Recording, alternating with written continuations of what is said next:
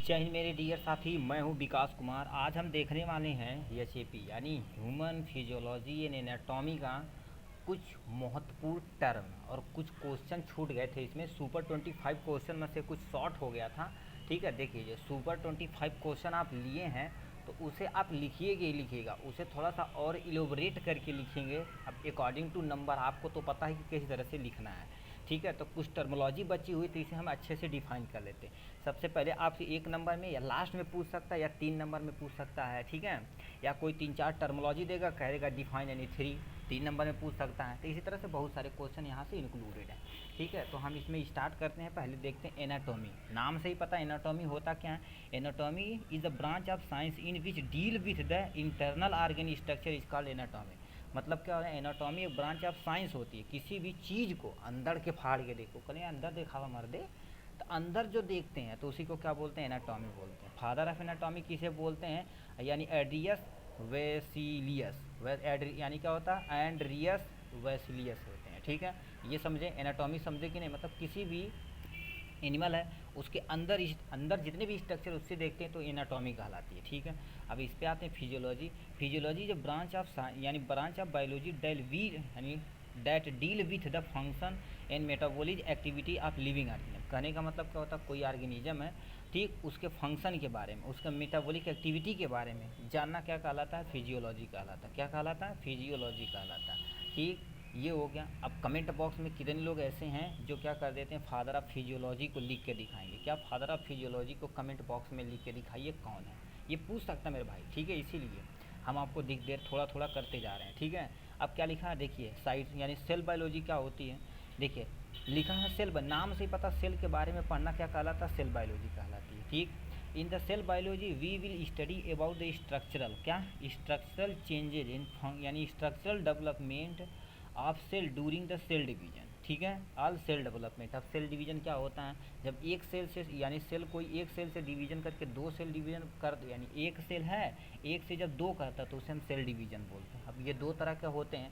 जब एक से 2 सेल बनता तो उसे हम क्या बोलते हैं, माइटोसिस बोलते हैं। ठीक है, एक सेल से जब क्या बन जाता है, 4 सेल बन जाता है टोटल ऐसे, तो उसे हम क्या बोलते हैं, मियोसिस बोलते हैं। क्या बेटा बोलते हैं, मियोसिस बोलते हैं। इस टर्मोलॉजी को थोड़ा सा याद रखिए। सेल की स्टडी को क्या बोलते हैं, साइटोलॉजी बोलते हैं, यानी study of cell is known as cytology. ठीक, देखिए नाम से तोड़ेंगे तो देखो, साइटो मतलब सेल होता, लॉगी मतलब स्टडी होता, तो साइटोलॉजी इजली हो गया। ठीक है, ऐसे आपको पढ़ना है बेटा। ठीक है, अब लिखा क्या है, लिखा है हिस्टोलॉजी। अब हिस्टोलॉजी क्या होती है, हिस्टोलॉजी क्या होती है, ये टर्मोलॉजी पूछी जाती है। ठीक, हिस्टोलॉजी कितने लगेंगे, हिस्ट्री के बारे में, मगर नहीं, ये टिश्यू के बारे में बताता। ठीक, लिखा है study of the microscopic structure in animal tissue. क्या animal tissue is called histology. या किसी भी एनिमल की टिश्यू, सिंपल सा कर, study of tissue is known as histology. बस इतना लिख के ख़त्म कर देंगे। ठीक है, अब यहाँ से देखा जाए तो क्या होते हैं, इतने सारी चीज़ें आपके यहाँ से प्रजेंट हैं। इंडोक्राइन इतने सारे, मतलब ये हमारे इंटरनल आर्गन प्रजेंट है। ठीक है, तो इन्हें हमें देखना नहीं है, हमें अपनी टर्मोलॉजी को देखना है। ठीक, अब यहाँ से आते हैं इंडोक्राइनलॉजी क्या होती है। इंडोक्राइनलॉजी देखिए लिखा है study of the hormonal structure और study of hormonal structure in their function how to control in our body is known as endocrinology. मतलब क्या होता है, एक देखिए, एक हार्मोन यानी हमारे अंदर जो ग्लैंड होती दो तरह की होती है। एक हमारी क्या होती है, एक्सोक्राइन ग्लैंड होती है, ये हो का रहा है जी। एक हमारे पास एक्सोक्राइन ग्लैंड होती है, एक हमारे पास क्या होती है, इंडोक्राइन ग्लैंड होती है। 2 तरह की ग्लैंड होती है। ठीक, ये सब हार्मोन निकाले। एक्सोक्राइन मोस्टली क्या निकालता है बेटा, एंजाइम निकालता है। इंडोक्राइन हमेशा हमेशा क्या निकालता है, हार्मोन निकालता है। तो इंडोक्राइनोलॉजी मतलब जब ऐसा स्ट्रक्चर जो क्या कर देता, हार्मोन को निकालता, उसी की स्टडी करते तो उसे क्या बोलते हैं, इंडोक्राइनोलॉजी बोलते हैं। अब पढ़िए, पढ़ लिए, बस यही तो लिखना है मेरे भाई, सिंपल था। ठीक है, अब ये होता है। अब इसमें यदि इंडोक्राइन देखेंगे तो इंडोक्राइन सिस्टम क्या होते हैं, ये जो होते हैं डक्टलेस होते हैं। क्या इनके पास कोई भी डक्ट नहीं होता, इंडोक्राइन सिस्टम डक्टलेस होते हैं। ये क्या कर देते हैं, जो भी हार्मोन होता है ब्लड में निकाल देते हैं। ब्लड के रास्ते वो क्या कर देता है, एक टारगेट आर्गन पर पहुँच के वो वहाँ अपना एक्शन परफॉर्म कर देता है। ठीक है, अब आते हैं नेक्स्ट पे, हम क्या आ जाते हैं, न्यूरोफिजियोलॉजी। न्यूरोफिजियोलॉजी क्या होता है, स्टडी ऑफ नर्व सेल, यानी नर्व सेल की स्टडी करना and their function is called neurophysiology. कहने का मतलब क्या होता है, नर्व की स्टडी करना क्या कहलाता है, नर्व के उसके स्ट्रक्चर के बारे में, फंक्शन के बारे में स्टडी करना क्या कहलाता है, न्यूरोफिजियोलॉजी कहलाता है। क्या, न्यूरोफिजियोलॉजी कहलाता है। ठीक, इट इज यानी क्या लिखा, it is also known as messenger physiology. Messenger physiology मतलब क्या होता है, नर्व जो हमारे अंदर मैसेज के फॉर्म में जाती है, किसके फॉर्म में जाती है, इलेक्ट्रोकेमिकल के फॉर्म में, किसके फॉर्म में, इलेक्ट्रोकेमिकल के फॉर्म में जाती है, ठीक है, जो हमारे यहाँ जो एक जगह से दूसरे जगह ले जाने में मदद करती है, क्या न्यूरोफिजियोलॉजी बोलते हैं, ठीक है। अब आते हैं नेक्स्ट पोर्शन पे, इम्यूनोलॉजी, नाम से ही पता, इम्यून मतलब जो हमें डिफेंस प्रोवाइड करता है, तो क्या लिखा है, study of defence mechanism in our body against disease causes agent during disease condition is called as immunology. कहने का मतलब क्या होता है, जो डिफेंस मैकेनिज्म हमारे शरीर के अंदर होता है जो किसी भी डिजीज के अगेंस्ट लड़ने में मदद करता है, उसी को क्या बोलते हैं, इम्यूनोलॉजी बोलते हैं। क्या बोलते हैं, इम्यूनोलॉजी बोलते हैं। समझ में आया, ठीक है। अब क्या लिखा है, कार्डियोवास्कुलर फिजियोलॉजी, कार्डियोवास्कुलर के बारे में समझिए, कार्डियक मतलब हार्ट होता है, तो ये किसका बना, कार्डियक वसल का बना है, ठीक है, कार्डियक मसल का बना, चलिए कार्डियोवास्कुलर फिजियोलॉजी। अब ये हमारा कार्डियक मसल कैसे फंक्शन करता है, तो उसके बारे में जो काम किया जाता है उसी को हम कार्डियोवास्कुलर फिजियोलॉजी क्या लिखें, the study of working principle function of heart and blood vascular system in known as cardiovascular physiology, ठीक है। बस मतलब क्या होता है, जो हमारा हार्ट किस तरह से फंक्शन करता है, किस तरह काम करता है, उसकी स्टडी जब करते हैं तो उसे हम क्या बोलते हैं, कार्डियोवास्कुलर फिजियोलॉजी बोलते हैं, ठीक है। ये टर्मोलॉजी हमारा हुई। रिस्पायरेटरी फिजियोलॉजी क्या होती है, study of working principle function of lungs, ठीक, function of lungs in air pass यानी pass away is known as respiratory physiology. मतलब क्या होता है, जब हम किसी एयर हमारे लंग्स के अंदर जाता है, एक पास बनाता है, जैसे नाक से गया, यहाँ पर लैरिंग्स हो गया, तो ये विंड पाइप के रास्ते क्या होगा, ब्रेंकियोल वो लंग्स और हमें अल्वुलाई में पहुँच गया, तो वो जो पाथ होता है उसी को हम क्या बोलते हैं, पाथवे बोलते हैं, क्या, विंड पाइप, जो हम रिस्पायरेटरी पाथ बोलते हैं। उन्हीं के बारे में हम जो किस तरह से फंक्शन करता है उन्हीं के बारे में पढ़ना क्या कहलाता है, रिस्पायरेटरी फिजियोलॉजी कहलाता है, ठीक है। अब क्या लिखा, पैथोफिजियोलॉजी, पैथोफिजियोलॉजी कहते हैं, हम पैथोलॉजी पे गए थे किसी डिजीज की डायग्नोसिस कराने के लिए, ब्लड जांच किया, बता दिया ये चीज़ होगा, सेम टू सेम यहाँ पर है, ठीक है। Study of function change during disease condition को जानने के लिए हम जिस स्टडी करते हैं उसकी स्टडी करते हैं, मतलब किसी डिजीज की कंडीशन के बारे में जब स्टडी करते हैं उसे हम क्या बोलते हैं, पैथोफिजियोलॉजी बोलते हैं, जो यहाँ से हम क्या बोलते हैं, पैथोफिजियोलॉजी बोलते हैं, ठीक है। अब नेक्स्ट पे चलते हैं, ठीक। अब कुछ यहाँ से सिमिट्री हमें दे रखा है, इसे आप देख लीजिए, ठीक। सिमिट्री मतलब क्या होता है, कोई चीज़ ऐसे है तो ऐसे ऐसे ऐसे ऐसे किस तरह से काट सकते हैं, उसी को सिमिट्री बोली जाती है, ठीक। एक होती असिमिट्री, मतलब ऐसा समझते जिससे हम क्या कर सकते हैं, यानी दो इक्वल डिवीजन में नहीं कर सकते हैं, लिखा ए सिमिट्री, नाम से पता उससे सिमिट्री हम नहीं कर सकते। When the body part not divided into equal half by cutting any plane, मतलब क्या होता है, हमारी बॉडी है, किसी भी प्लेन से तुम काटना चाहो, किसी भी प्लेन से दो इक्वल पार्ट में डिवाइड नहीं कर सकते, उसे हम क्या बोलते हैं, ए सिमिट्री, नाम से पता ए सिमिट्री, मतलब हम इसे सिमिट्री नहीं कर सकते। एक हमारे पास क्या होती है, रेडियल सिमिट्री मतलब क्या होता है, जैसे हमारे पास एक कोई सर्कल सबस्टेंस है, चाहे जहाँ से हम क्या करते हैं, दो इक्वल पार्ट में डिवाइड कर दें, उसे हम रेडिकल सिमिट्री बोलते हैं। लिखा क्या है, when the body part divided into two equal half by cutting any radical plane, ये टर्मोलॉजी लिखिएगा, any radical plane is known as radial symmetry बोलते हैं। क्या बोलते हैं, रेडियल सिमिट्री बोलते हैं। अब आते हैं बाईलेटरल, बाई मतलब दो, लेटरल मतलब साइड में, सिमिट्री मतलब काट देना, बस।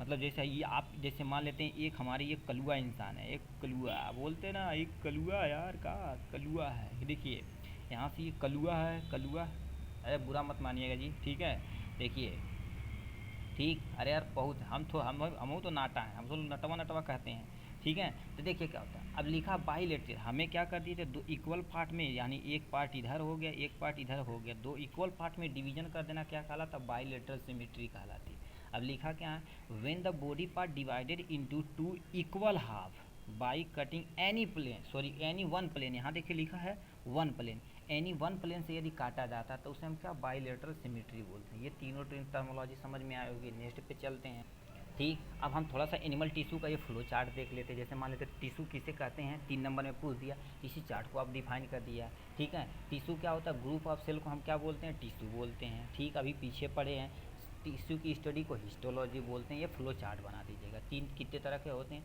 यानी epithelial tissue, connective tissue, muscular tissue और नर्वस टिश्यू, ठीक है।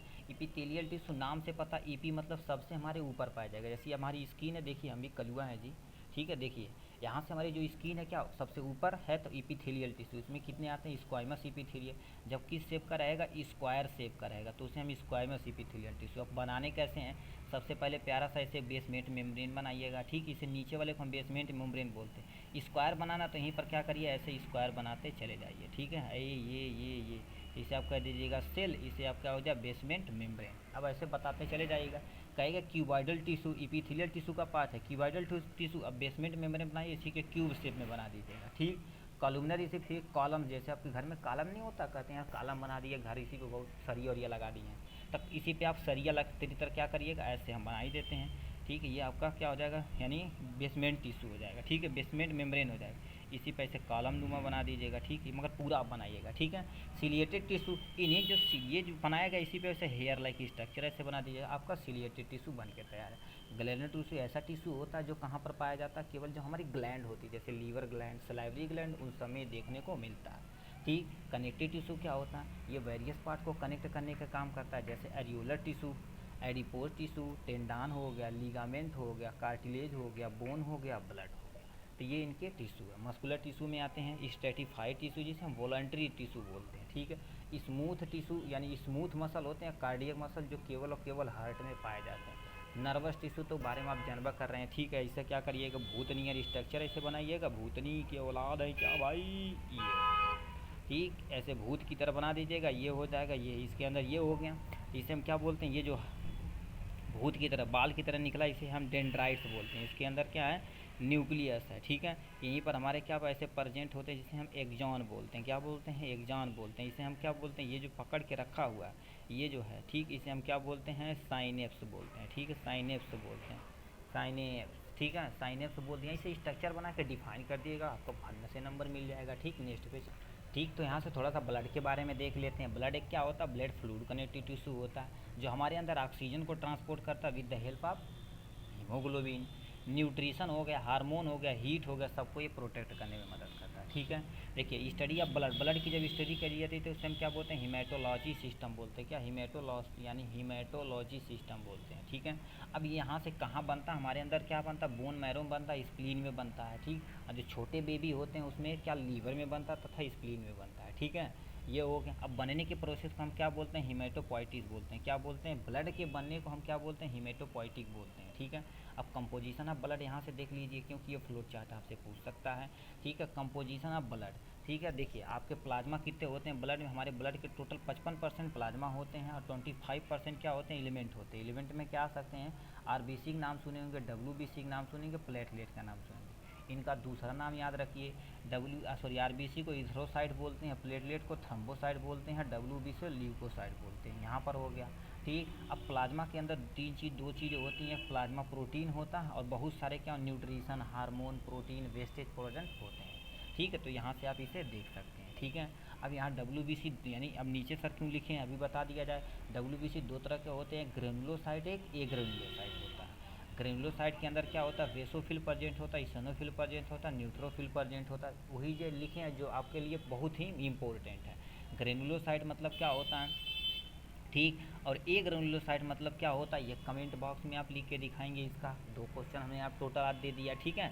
ग्रेनुलोसाइट और ग्रेनुलोसाइट के डिफिनेशन भरने से लिख के दिखाइए क्योंकि देखिए डिस्कस करने से ही होता है, ठीक है। अभी देखिए हम एक क्वेश्चन गलत किए थे, लोगों ने बहुत केयर से देखा और उसे बताया कि सर कौन सा क्वेश्चन था, सुटिक्स में कोई क्वेश्चन था, ठीक। वही सेम टू सेम क्वेश्चन, हाँ सुटिक्स में नहीं कोग्नोसी में था एक गोल्ड बीटर स्किन टेस्ट, वो टेनिन हम एल्कोलाइड के लिए बताए थे। तो बहुत सारे बच्चों ने क्या कर दिया प्यार भरी निगाहों से देखते हैं टेनिन लगाया, तो जो कमेंट थोड़ा सा देखा हुआ था हमने दोबारा उसे करेक्शन भी किया, ठीक है। तो टेनिन देखिए एज इट इज आ गया। ऐसे आप करेंगे यदि कमेंट बॉक्स में जाएंगे तो दूसरे का कमेंट देखेंगे तो आपको थोड़ा सा बहुत सारे बेनिफिट मिलेगा क्योंकि अलग अलग तरह से लोग कितने और इजी फॉर्म में क्या कर सकते हैं डिफिनेशन बना सकते हैं, ठीक है। तो ये आप यहाँ से कमेंट बॉक्स में इसे एनी ग्रेनुलोसाइट में मोनोसाइट तथा लिम्फोसाइट, लिम्फोसाइट दो तरह का होता है, आपका टी लिम्फोसाइट होता है, बी लिम्फोसाइट होता है। ये सब इम्यूनिटी के लिए रिस्पॉन्सिबल होता है बेटा। हमने क्या किया था रिस्पायरेटरी सिस्टम को टच नहीं किया था, हम थोड़ा सा रिस्पायरेटरी सिस्टम को भी जान लेते हैं, ठीक है। देखिए all living organism need energy to carry out their body activity, मतलब हमारे जितने भी लिविंग ऑर्गेनिज्म हैं उन्हें क्या करने के लिए मतलब अपनी बॉडी एक्टिविटी करने के लिए एनर्जी की रिक्वायरमेंट होती है। अब एनर्जी कहाँ से आती है, तो कहेंगे मोस्ट ऑफ द पीपल खाना से आती है। यदि खाना ऑक्सीडाइज नहीं होगा, मतलब क्या होगा, ऑक्सीजन की उपस्थिति में तोड़ा नहीं जाएगा तो भोजन एनर्जी नहीं निकलने वाला। ठीक है, तो respiration is a catabolic process होता है by which living cell oxidize substance, मतलब क्या होता है, ये ग्लूकोज जो भोजन खाएं उसे ऑक्सीडाइज किया जाता है with the help of oxygen, energy release की जाती है, carbon dioxide water plus energy. आप क्या करिएगा, ये प्यारा सा आप रिएक्शन याद रखिएगा। देखिए आप खाना खाएं, ऑक्सीजन की उपस्थिति में से ब्रेक डाउन किया गया, ठीक, ब्रेक डाउन किया गया। फोटोसिंथेसिस बचपन में पढ़े होंगे, जस्ट उसी का उल्टा उठा के लिख देंगे, आपका क्या हो जाएगा, रिस्पायरेशन हो जाएगा। देखिए यहाँ से एनर्जी दे रखा है, ठीक। अब लिखा क्या है, देखिए ऑल आर्गन यानी animal that the provide free oxygen help of the removing carbon dioxide, जितने भी लिविंग ऑर्गेनिज्म होते हैं हम सब क्या कर देते हैं, ऑक्सीजन यूज कर देते हैं और कार्बन डाइऑक्साइड को बाहर की तरफ निकाल देते हैं।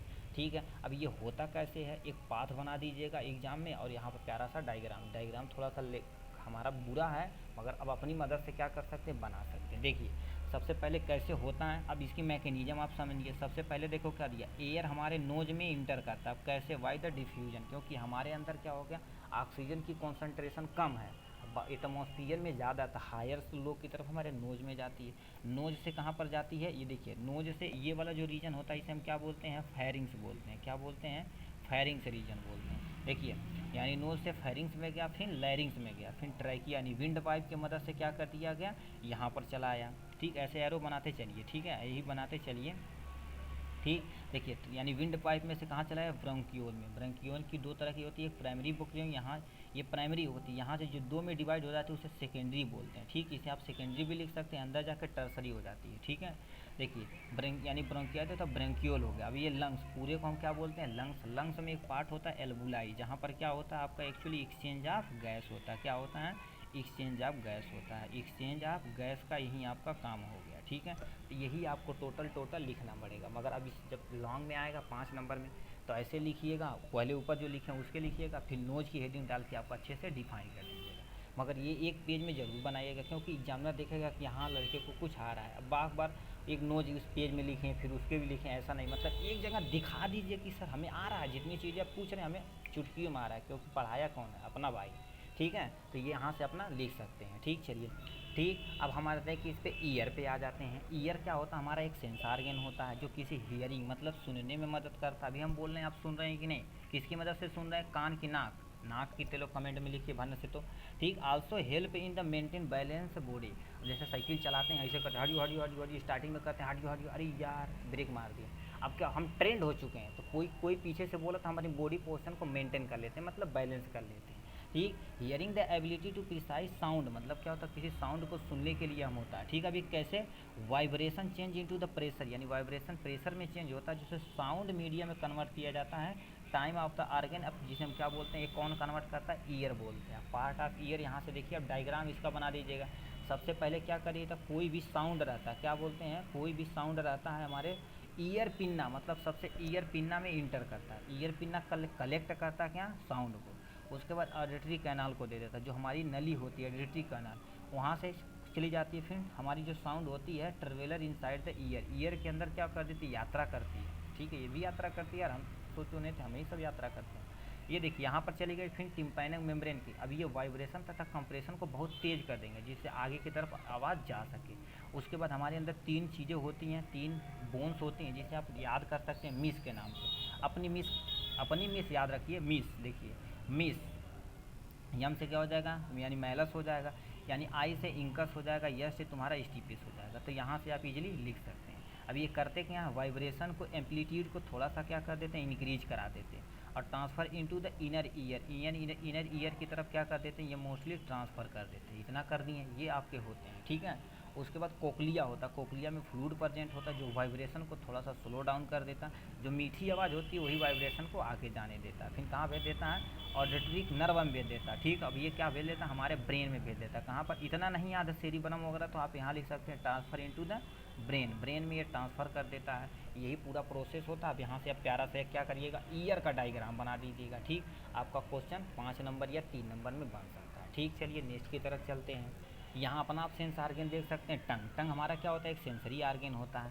आप देखिए कोई भी सेंस आर्गन आए तो आप लिखिएगा कि पहला पॉइंट सेंसरी आर्गन होता है जो हेल्प करता क्या किसी भी वेरियस टेस्ट तथा फ्लेवर को टेस्ट करने के लिए। इसमें क्या होते हैं बहुत सारे ऐसे टेस्ट बड ऐसे जैसे ये जीभ दे रखे ना, इसमें बहुत सारे ऐसे टेस्ट बड प्रेजेंट होते हैं, ठीक है, जो कीमो रिसेप्टर नेचर के होते हैं। क्या कीमो रिसेप्टर ही नेचर के होते हैं जो आपको क्या होता है नेजल कैविटी की तरफ ले जाते हैं, हमारे ब्रेन को बताते हैं कि ऐसा स्वाद है, ठीक है। तो इसमें बहुत सारे साइट होते हैं स्टार्टिंग में, या ऐसे देखा क्या होता है ये वाले पोर्शन में होता है, रुकिए ध्यान।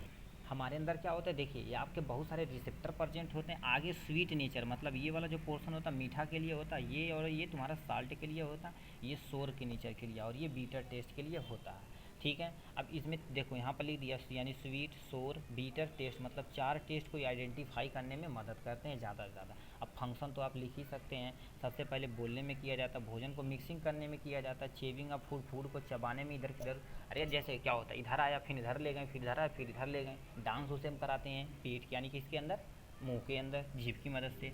लीप क्या कर देती है यूनिवर्सल क्लीनर होती है, क्या यानी आपकी जो टंग्स होती है यूनिवर्सल क्लीनर होती है जो दांत को साफ करने में मदद करती है। हेल्प इन टेस्ट टेस्ट लिए मदद करती है। अब ऐसे कौन से जानवर हैं जो अपने के लिए डिफेंस, जैसे वो देखेंगे वो क्या बोलते हैं जी, ठीक, आस्मो रेगुलेशन करते हैं कि थर्मो रेगुलेशन करते हैं। जैसे कुत्ता अपनी जीभ निकाल के बाहर अपनी बॉडी टेम्परेचर को मेंटेन कर लेता है। और देखे होंगे मेढक देखे होंगे यहाँ पर कीड़ा ऐसे पकड़ के सटदे खा जाता है, तो वो सब प्रे अपना अपना वो डिफेंस हो अपना अपना मैकेनिज्म होता है उस तरह से करते रहते हैं, ठीक। ये लास्ट एंड फाइनल पोर्सन है तो क्या रिप्रोडक्टिव सिस्टम। रिप्रोडक्टिव सिस्टम क्या होता है एक ऐसा प्रोसेस होता है जिससे न्यू ऑर्गेनिज्म, क्या लिखा न्यू इंडिविजुअल ऑर्गेनिज्म अपनी तरफ पैदा कर सकते हैं। उस प्रोसेस को हम क्या बोलते हैं रिप्रोडक्शन। री मतलब दोबारा, प्रोडक्शन मतलब प्रोडक्ट, अपनी तरह से प्रोडक्ट को बनाना रिप्रोडक्शन कहलाता है, ठीक है। अब इसमें कुछ प्रोसेस होते हैं जो आप याद रखिएगा, जैसे गैमिटोजेनेसिस। 1 नंबर में यदि पूछेगा तो ये लिख देगा formation of gamete is known at gametogenesis. यानी पहले देखिए आपके अंदर फॉर्मेशन होता है गैमिट का, मेल में स्पर्म का, फीमेल में ओवा यानी एग का लिख सकते हैं। उसके बाद इंसेमिनेशन होता है मतलब स्पर्म को यानी फीमेल वेजाइना के अंदर इंटर किया जाता है, ठीक है। उस प्रोसेस को हम इंसेमिनेशन बोलते हैं, ठीक है। ट्रांसफ़र ऑफ स्पर्म यानी male into the female genital tract मतलब उसके फीमेल जेनाइटल ट्रैक के अंदर जब इंटर किया जाता है उसे हम प्रोसेस क्या बोलते हैं इंसेमिनेशन बोलते हैं। उसके बाद क्या आता है फर्टिलाइजेशन, अंदर यदि चला गया तो क्या होगा फर्टिलाइजेशन। फ्यूजन ऑफ मेल और female gamete is known as fertilization. Fusion of male and female gamete is known as fertilization होता है। अब इम्प्लांटेशन क्या होता है डेवलपमेंट ऑफ द ब्लास्टोसिस्ट, मतलब सिंपल सा ब्लास्टोसिस्ट भी नहीं याद होता, इम्ब्रियो के डेवलपमेंट को हम क्या बोलते हैं इम्प्लांटेशन बोलते हैं, सॉरी। अब देखिए जब इम्ब्रियो बन चुका, जब कहाँ यूट्राइन वाल बच्चेदानी की वाल में क्या होता है बच्चेदानी के अंदर यानी क्या होगा वहाँ पर इम्प्लांट होगा। इम्प्लांट वर्ड नहीं लिखा तो है अटैच जब होता है, ठीक है, अटैच होता है, ठीक, तो उसी को हम क्या बोलते हैं उस प्रोसेस को हम इम्प्लांटेशन बोलते हैं, ठीक है। अब गेस्टेशन पीरियड क्या होता है जब एम्ब्रियो डेवलप करता तो उस प्रोसेस को क्या मतलब बच्चा जो पेट के अंदर डेवलप करता तो उसको हम क्या बोलते हैं गेस्टेशन बोलते हैं, ठीक है। अब पास्चुराइजेशन क्या होता है जब बेबी को डिलीवर किया जाता है, बेबी को जब डिलीवर किया जाता है तो उसे हम क्या बोलते हैं पास्चुरेशन बोलते हैं, ठीक। इतना आप यहाँ से ये प्रोसेस होता है। अब मेल रिप्रोडक्टिव के इतने पार्ट होते हैं जो आप यहाँ से देख सकते हैं। इसके पास टेस्टिस होता है, डक्ट होता है, एसेसरी ग्लैंड होती है, सपोर्टिंग स्ट्रक्चर होता है। डक्ट के यानी टेस्टिस के अंदर क्या होता है सेमिनिफुलर ट्यूब्यूल होता है, और इंटेस्ट यानी क्या होता है इंटरस्टिशियल सेल होता है जो यहाँ से दे रखा है। डक्ट क्या होती है इपीडिडाइमस एक डक्ट होता है जो क्या कर देता है सम टाइम स्टोरेज करने में मदद करता है किसे स्पर्म को। वास्ट डिफरेंशिया क्या होती है स्पर्म डक्ट होती है जो क्या कर देती है टेस्टिस से स्पर्म को ले जाने में मदद करती है यूरेथ्रा तक, ठीक। वह अजाकुलेटरी डक्ट होता है और इसमें क्या होता है इतने ग्लैंड होते हैं और यहाँ से इतने चीज़ें होते हैं, ठीक। इसी तरह से देखा जाए तो आपका ये टोटल हो गया। जो सुपर 25 क्वेश्चन का है लिंक है इसी में हम क्या कर देंगे डिस्क्रिप्शन में दे देंगे, वहाँ से आप इजीली जाकर उससे देख सकते हैं क्या हो रहा है, ठीक। से सुपर 25 क्वेश्चन का जो लिंक है इसी वीडियो में दे देंगे, ठीक। और डिस्क्रिप्शन में आप नंबर लेके क्या कर सकते हैं अपना PDF रिसीव करा सकते हैं। उसके लिए कुछ पेमेंट वगैरह करना पड़ेगा, मतलब इन सब PDF के लिए क्या होगा जो अभी है और सुपर 25 क्वेश्चन दोनों इंक्लूड करके देखा जाए तो आपके 25 रुपीज़ हैं, उसे आप पे करिएगा इजीली आपको व्हाट्सअप पे मिल जाएगा, ठीक। ऑल द वेरी बेस्ट भाई।